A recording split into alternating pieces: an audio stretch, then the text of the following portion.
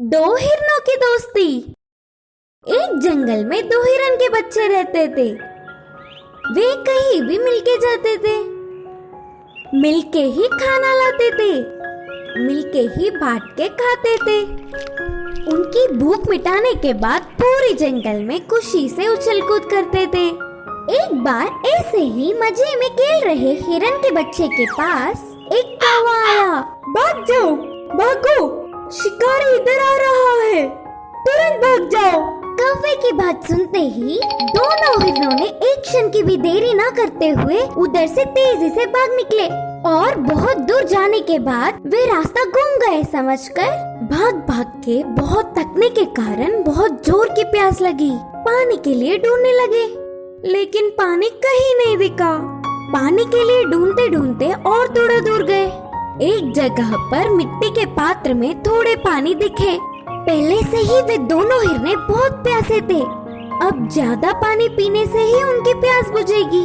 उस पात्र के पानी पीने से एक का भी प्यास नहीं बुझेगा।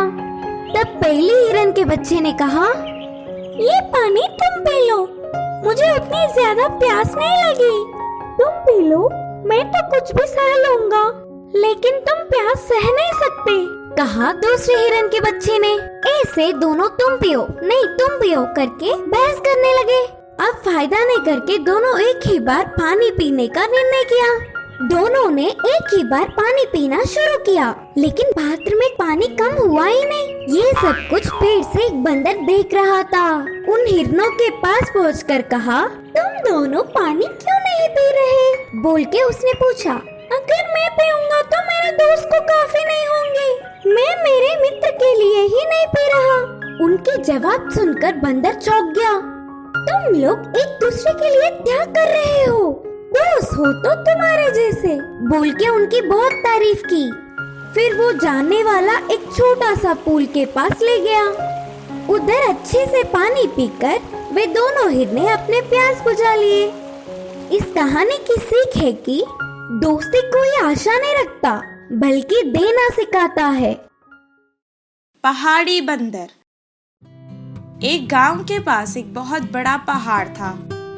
उस पहाड़ पर एक पेड़ था, जिस पे एक बंदर रहा करता था। पेड़ पर बैठकर जब वो बंदर गांव को देखता, तो उसे गांव के सभी घर छोटे छोटे खिलौनों के घर नजर आते थे।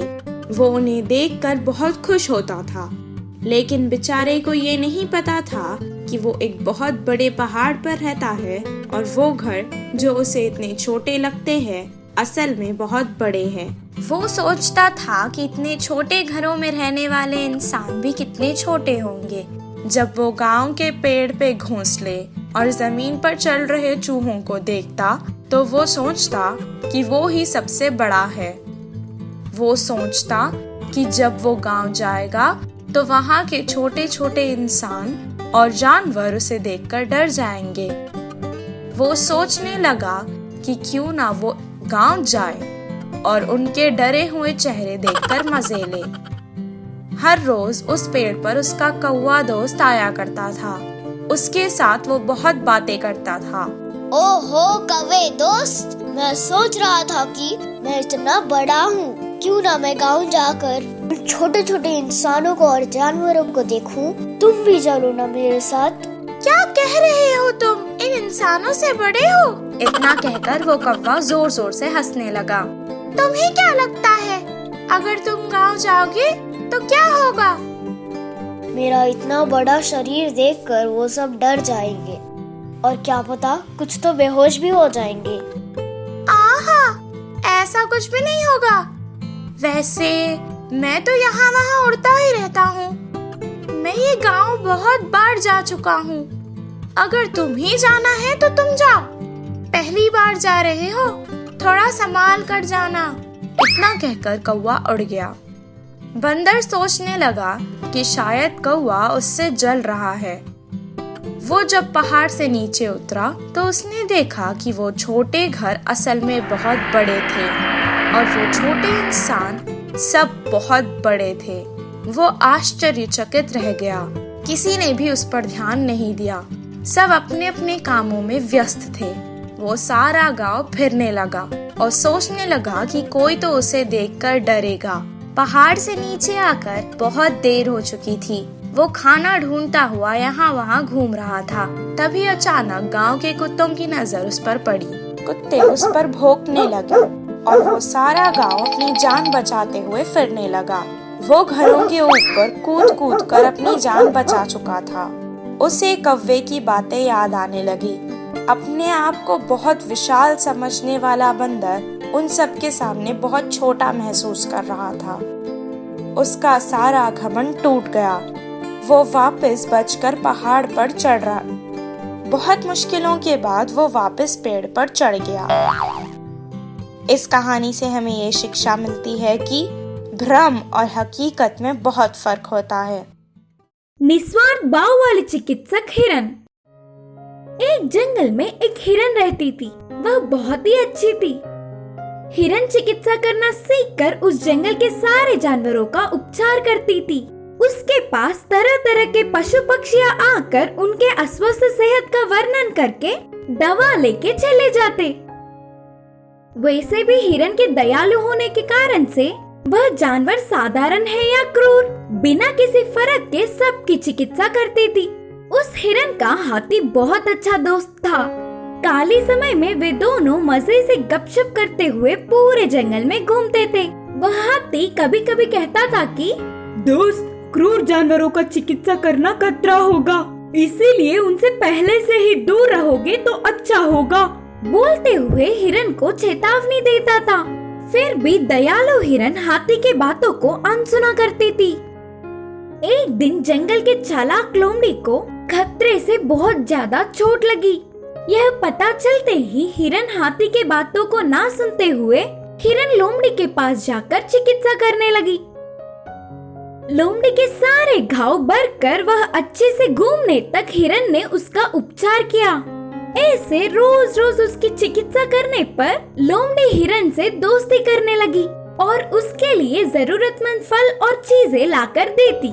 लोमड़ी के उस पर दया देना देख हिरन ने उसे अपना बहुत अच्छा दोस्त माना। ऐसे कुछ दिनों तक अच्छी बनने का नाटक करने वाली लोमड़ी बाद में उसकी चालाकी दिखाने लगी। उसके प्राण बचाने वाली हिरन को लोमड़ी धन्यवाद तक ना देते हुए एकदम झाड़ी और बल होने वाली हिरन की मांस पर लालच करने लगी। एक दिन लोमड़ी ने हिरन से मिलकर कहा, दोस्त, तुम्हारे जैसे अच्छों से दोस्ती करना हो तो मुझे बहुत पुण्य करने होंगे। कितनों को भी प्राण दान करने वाले तुम्हारे जैसे भले और पुण्यात्मा इस धरती पर बहुत कम होंगे।